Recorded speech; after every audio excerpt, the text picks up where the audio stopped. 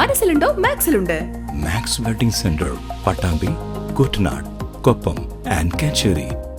മാലിന്യമുക്തം നവകേരളം ജനകീയ ക്യാമ്പയിൻ്റെ ഭാഗമായാണ് സ്വച്ഛതാ ഹി സേവാ മിഷന്റെ രണ്ടാം ഘട്ട ശുചീകരണ പ്രവർത്തനങ്ങൾ പട്ടാമ്പി നഗരസഭയിൽ ആരംഭിച്ചിരിക്കുന്നത്. നഗരസഭാ ചെയർപേഴ്സൺ ഒ ലക്ഷ്മിക്കുട്ടി ശുചീകരണ പ്രവർത്തനങ്ങളുടെ ഉദ്ഘാടനം നിർവഹിച്ചു. വിവിധ പരിപാടികളാണ് മാലിന്യമുക്ത നവകേരളത്തിന്റെ ഭാഗമായി പട്ടാമ്പി നഗരസഭ ആസൂത്രണം ചെയ്തിട്ടുള്ളത്. അതിൻ്റെ ഒരു പരിപാടി മാത്രമാണ് ഇന്ന് നാളെയും നടക്കുന്നത്.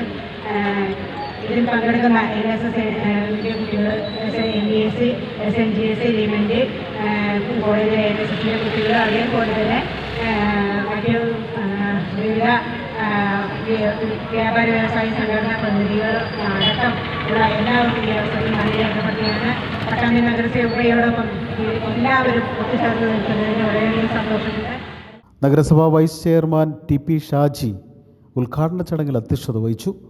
ആരോഗ്യകാര്യ standing committee chairperson KT Rukhiya, clean city manager Subrahmanyan, college principal professor CD Dileep, Arun Mohan തുടങ്ങിയവർ ചടങ്ങിൽ പങ്കെടുത്ത് സംസാരിച്ചു. തുടർന്ന് ഗവൺമെൻറ് സംസ്കൃത കോളേജ് സ്റ്റോപ്പ് പരിസരം, ലിബർട്ടി പരിസരം എന്നിവിടങ്ങളിൽ ശുചീകരണ പ്രവർത്തനങ്ങൾ നടത്തി.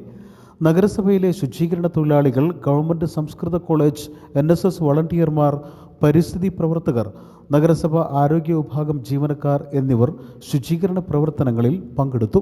നഗരസഭയിൽ മാലിന്യമുക്ത നവകേരളം ജനകീയ ക്യാമ്പയിൻ രണ്ടാം ഘട്ടത്തിൽ വിപുലമായ പരിപാടികളാണ് നടത്താൻ തീരുമാനിച്ചിരിക്കുന്നത്.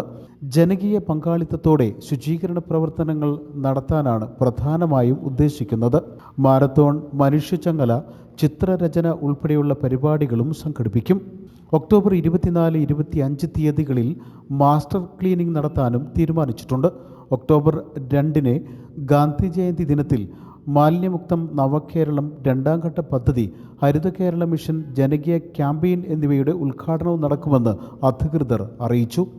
News bureau, Pattambi.